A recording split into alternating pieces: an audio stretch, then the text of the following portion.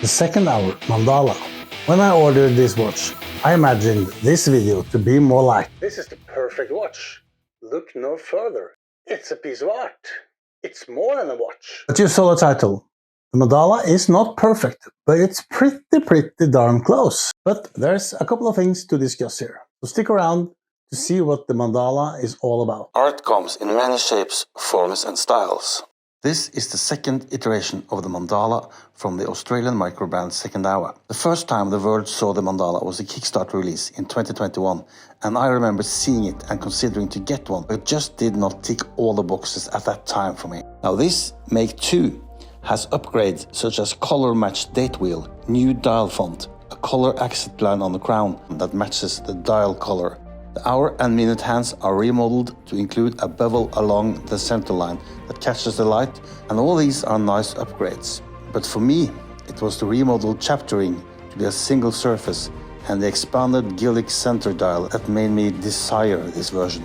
I think it just looks pretty unique. Mandala is a sporty and dressy watch for most occasions. And it's a watch that people notice and comment. So if this bothers you, it might not be the one for you. It's a spectacular looking timepiece, unlike anything else, and the gilded dial is the main attraction. Gilded pattern dials has become a bit trendy lately, but there is a lot more unique details than only the striking dial on the Mandala. Notice the custom-made diamond cut hands and the indices with the blue accents, the long seconds hand reaching all the way to the minute track. The 4 and 8 o'clock indices are enlarged. This is a signature design language of Second Hour. Branding is minimalistic, only the logo and the Mandala text on the dial. And it is a lot going on here, so this is well thought out, I think. The date window at 6 is beautifully executed, and the date is color matched. The screw down and signed crown is a piece of applied arch, the matching color accent line, and the grip of the crown. This is my favorite crown to operate, and it's very easy to get a good grip and hold. Not that you have to use it very often though, because the Miyota 90-15 movement is well regulated from the brand. They don't list their goals for the accuracy, but they have told me that their performance targets are +/- 9 seconds daily. And mine is running steadily at +5 to 6 seconds daily.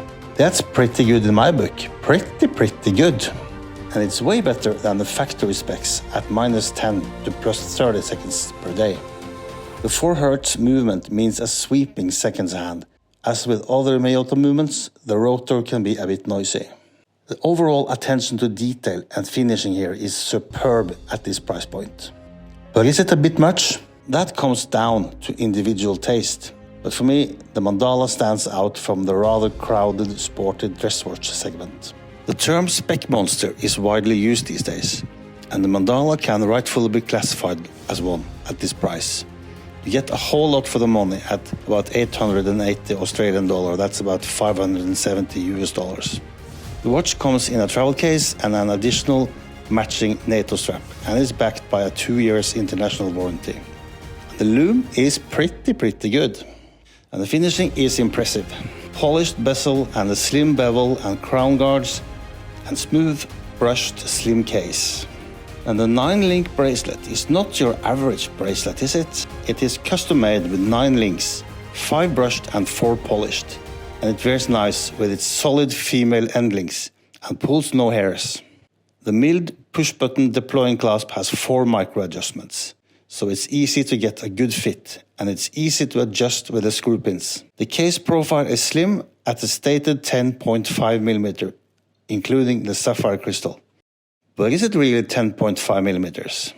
Let's compare it with my 10.5 mm Casio Oceanus S100. And I measure it closer to 10.9 mm with my old school calipers.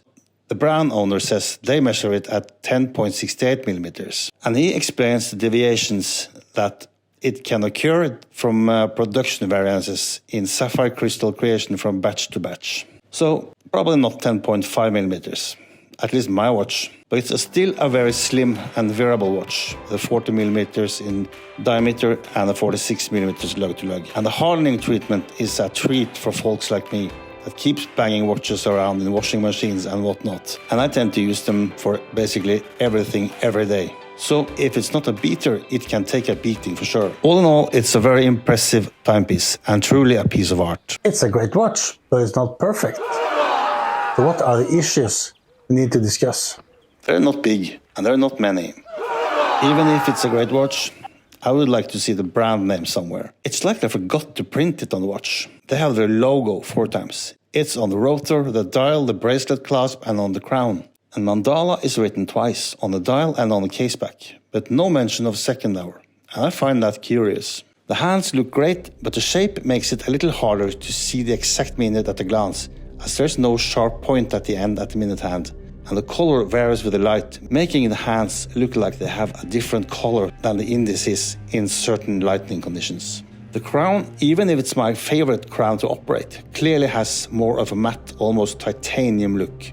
And it's not really harmonized with a brushed and polished case, and this is a bit unusual. The bracelet has a bit of rough texture to it on the outside surface, and all the links can catch its fair amount of dust and dead skin cells.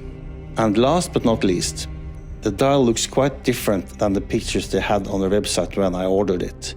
It has a more silver look to it, and it's much more prominent in combination with the mentioned hands. I think this looks a bit different than I thought I ordered. It's much more blingy. But that aside, it's truly an awesome watch, and I can recommend it if you like the looks of it. And Second Hour is a respected microbrand and a small business, owned and operated by Mr. Peter Sargison and his wife Akira from Sydney. And what they have accomplished in short time is noticeable.